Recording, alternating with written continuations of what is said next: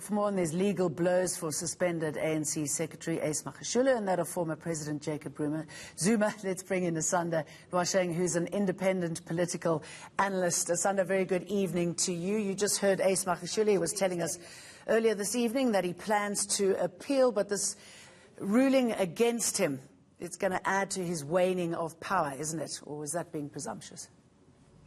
Good evening, and thank you for having me. I think that we shouldn't be surprised if Ace Magashule is talking about how he's not going to give up, because he really has very little, if anything, outside of the ANC. And so it makes sense that he would fight tooth and nail for an ANC position, because without that, he really is an irrelevant person whose power is waning. And the same, I think, can be said about Jacob Zuma. We're seeing his supporters using ANC colors, even though they didn't put the ANC brand on their posters. And they're also fighting to be seen to be people who are part of the ANC, which means that the NEC is going to have to make some tough decisions, one of which is whether they should suspend or expel the members who have been involved in this particular campaign. And I think that, you know, people often make statements as if this is the first time that the ANC has expelled members. The ANC has expelled many members in the past, and also the ANC has actually broken up many times as a party. If you look at history, PAC, there's a history of COPE, and there are many factions and breakaways of the ANC that have happened over the years. So this is not the first time that we're seeing this level of infighting, and it's not the first time that we're seeing this potential of a breakaway party being formed. All right. And okay, let's talk about the breakaway party, and then we'll get back to the legal ramifications. I mean, what are you seeing there, and how much clout is it likely to have? Who are going to be the front leaders?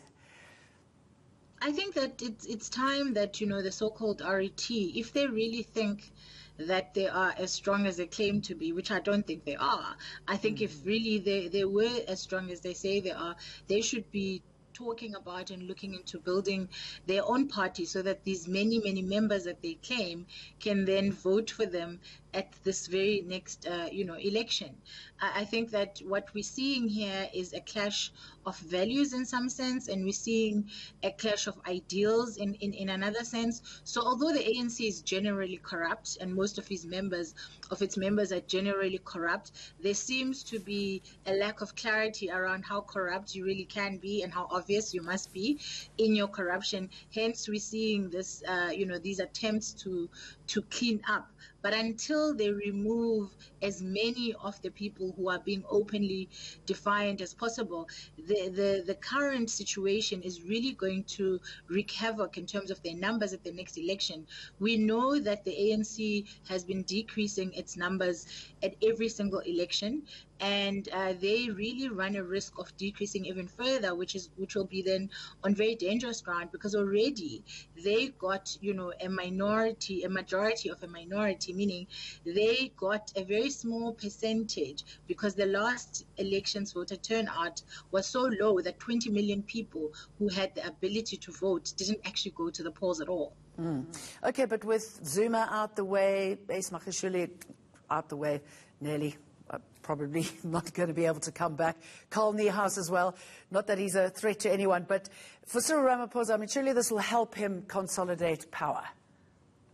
I think it can help him consolidate power for sure, but I think that there are still many low-level members whose names we don't know yet, and some whose names we do know, who he still is going to have to deal with before he can declare the ANC having gotten rid of the so-called radical economic transformation, which suddenly came up, as soon as people were being chased for corruption charges. Okay.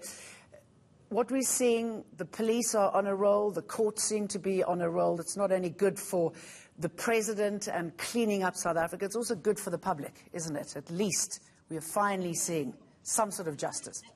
I think definitely it's very important for South Africa that we remind each other, we remind ourselves that, we are a country that is a democracy. We're a country where rule of law is still number one, and that, you know, there is a separation of powers between the executive, the judiciary system, and the legislature.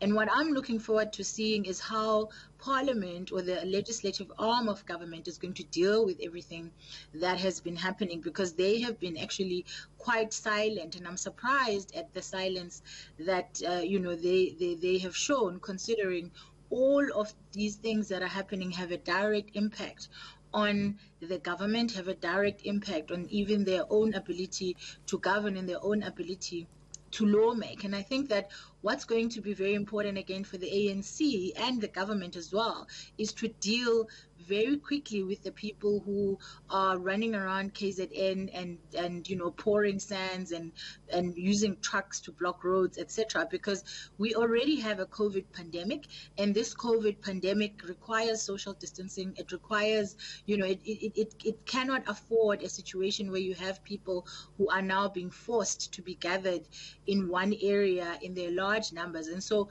what is happening in terms of the current protests by Zuma supporters is actually quite dangerous, because they're creating potential super spreader events.